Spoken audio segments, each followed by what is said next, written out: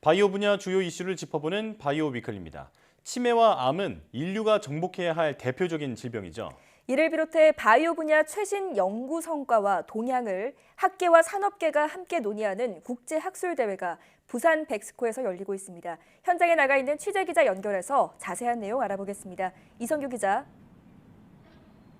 네, 부산 백스코에 나와 있습니다. 예, 지금 학술대회가 한창 진행 중인 것 같은데 어떤 내용으로 이루어지고 있습니까? 이곳 백스코에서는 바이오 분야 국내 최대 학회인 생화학 분자생물학회가 주관하는 2022년도 국제학술대회가 지난 23일부터 4일 일정으로 열리고 있습니다. 이번 학술대회는 팬데믹을 넘어 산학계, 연구계, 학계라는 주제로 열리고 있으며 산학원 관련 종사자 2,500여 명이 참석했습니다. 기조 강연자로는 지난 2016년 노벨 생리의학상을 받은 오스미 요시노리, 일본 도쿄 공업대학 교수 등이 나섰습니다. 요시노리 교수는 세포 내 불필요한 단백질을 제거하는 자가포식 형상을 규명한 공로로 노벨상을 받았습니다. 이외에도 유전자 가위와 유전체 분석, 노화 등 최신 바이오 이슈를 주제로 한 강연이 마련됐습니다. 또 코로나19와 바이러스성 감염병, RNA와 치료제, 암과 치매 등을 주제로 22개의 심포지엄과 800여 편의 연구 성과 포스터가 전시됐습니다.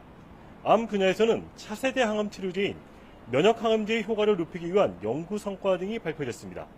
치매 분야에서는 새롭게 치매의 원인으로 주목받는 자가포식과 치매의 연관성이 주요 주제로 논의됐습니다. 또 전문과학자의 연구 교류 증진을 위한 영 사이언티스트 프로그램과 국내 68개 기업이 참여하는 바이오 전시회도 함께 열리고 있습니다. 이와 함께 창업 준비생을 위한 창업과 투자 컨설팅이 진행되며 바이오 벤처들의 주요 연구 성과를 소개하는 심포지엄도 마련됐습니다. 질병 치료의 최신 연구 동향을 한 자리에서 볼 수 있는 건데요.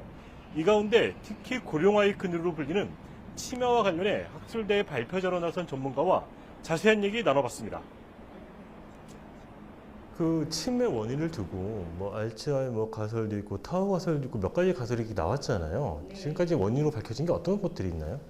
치매의 원인은 다양한 것이 또 특징입니다. 아직까지는 이제 베타 아밀로이드를 중심으로 하는 아밀로이드 가설이 가장 힘을 받고 있고, 타우는 이제 베타 아밀로이드와 타우가 축을 이루어서 베타 아밀로이드에 의해서 타우가 이제 액티베이션이 되고, 그래서 그 신경세포를 죽이는 그 변성 단백질로 변한다고 알려져 있는데요.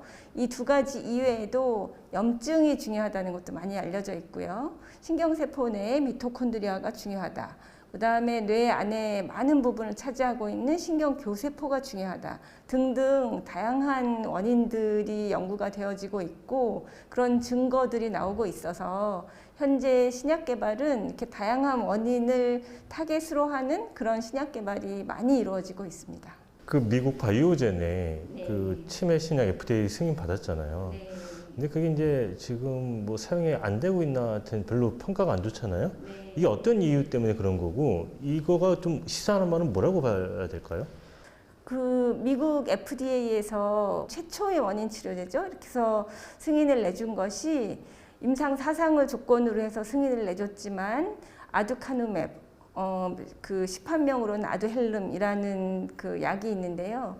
이것이 이제 FDA에서 승인은 내주었지만 뇌 부종이라든지 그 뇌 혈관 손상 같은 이렇게 부작용이 많이 알려지기 시작했고요. 그러면서 이제 사용하는데 많은 이렇게 주저함 이런 것들이 있었고, 그다음 이게 이제 항체 신약입니다. 그러다 보니까 병원에 가서 한 달에 한 번씩 정맥 주사를 맞아야 하고, 또 비용도 거의 7천만 원에 이르는 고가의 약물인데 그 효능은 한 23% 정도밖에 나오지 않고 있어서 이제 여러 가지를 종합해 볼 때 실제로 임상에서 이제 환자들한테 처방을 하기는 여러 가지 부담이 돼서 잘 이제 그 안 쓰여지는 그런 문제가 있습니다. 그래서 여기 시사점은 뭐라고 볼 수 있을까요? 이렇게 지금 논란은 있지만 그래도 뭐 긍정적인 걸 기대해 볼 수도 있는 게 있을까요? 그렇죠. 이것이 지금 부작용 때문에 현재 일반 환자들한테는 처방을 못하게 FDA에서 막았고, 기존의 임상시험에 참여했던 사람들만 지금은 사용할 수 있거든요. 그렇지만 이제 다른 신약들이 개발될 때 기존에는 골드 스탠다드가 없었습니다. 그래서 신약 개발할 때 알츠하이머병의 가장 큰 문제가 어떤 것에 비교해서 얼만큼 좋다 이런 게 있으면 이제 FDA에서도 그것에 근거해서 이렇게 승인을 내주는데 편안한 마음으로 할 텐데 아직까지는 그런 근거 약물이 없어서 문제였는데요.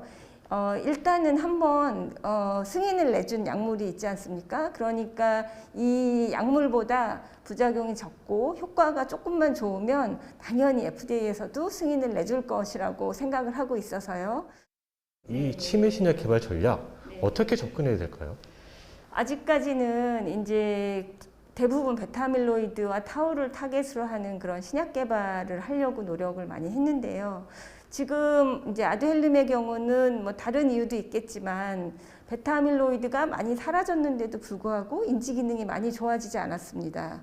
그 말은 그럼 베타아밀로이드만 없앤다고 되는 건 아니겠네 하는 이제 다른 퀘스천을 들게 만드는 그런 결과였고요. 그러다 보니까 이제 다양한 타겟을 가지고 신약 개발을 해야 된다 하는 것에 모두들 동의를 하고 있고, 그리고 만약에 하나를 목적으로 개발하는 것보다 멀티 타겟을 한다거나 아니면은 컨비네이션 테라피 같은 것도 시도를 해봐야겠다 이렇게 생각을 하고 있는데요. 이제 그렇게 하다 보면 봐야 될 것들이 너무너무 많아지지 않습니까? 그래서 이제 시간과 비용이 더 많이 들고 오래 걸리지 않나 하는 그런 걱정도 사실은 조금 있습니다. 이게 국제술대가 지금 열리고 있잖아요. 이 치매 분야 쪽에서는 좀 어떤 게 좀 최신 연구 성과라고 볼 수가 있고 또 트렌드는 어떤 거라고 볼 수 있을까요? 네, 요즘에는 아까 말씀드렸다시피 이제 뇌 염증이 치매에 상당히 중요한 역할을 한다. 이런 것들이 이제 많이 알려지게 됐습니다. 그래서 뇌 염증이 왜 일어나는지, 어떻게 우리가 제어할 수 있는지, 사람들 사이는 어떻게 다른지 뭐 이런 연구들을 많이 하게 돼서요.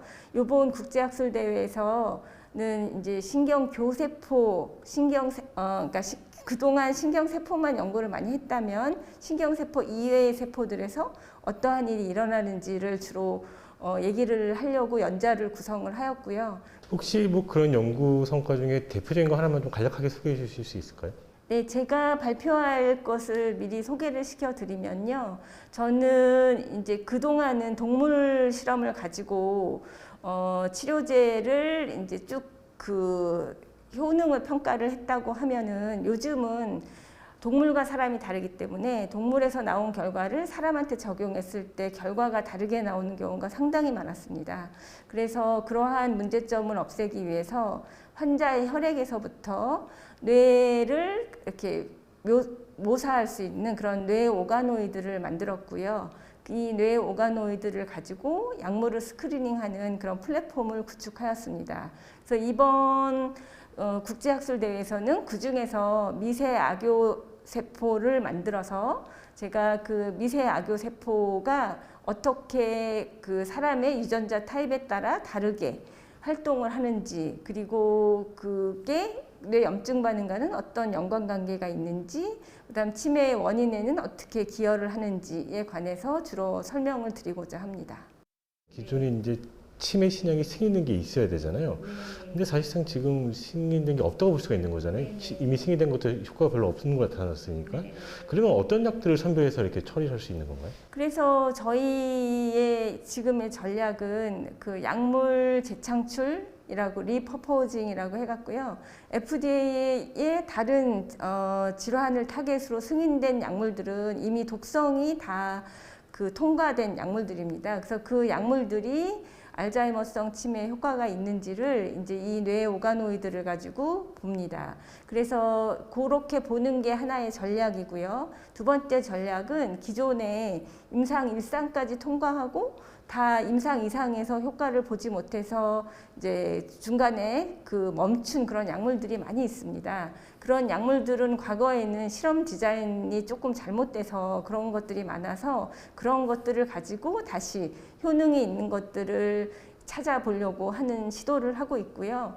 또 좋은 점은 이제 이런 약물들의 경우는 패스웨이가 많이 알려져 있습니다. 그래서 저희가 그 약물이 작용하는 기전들을 깊게 파고 들어가면 거기에서 또 다른 타겟을 또 찾아낼 수 있을 것 같아서 그런 전략으로 뇌 오가노이드를 활용해서 약물 스크리닝을 해보려는 플랫폼을 구축하였습니다. 네, 지금까지 생화학 분야 최신 학술 대회가 열리고 있는 부산을 직접 연결해봤습니다. 특히 환자 본인의 존엄성뿐 아니라 가족의 삶에도 심각한 타격을 주는 치매를 극복하기 위한 학계의 노력에 대해 자세히 들어봤는데요. 빠른 시일 내에 획기적인 성과가 나오기를 기대하겠습니다.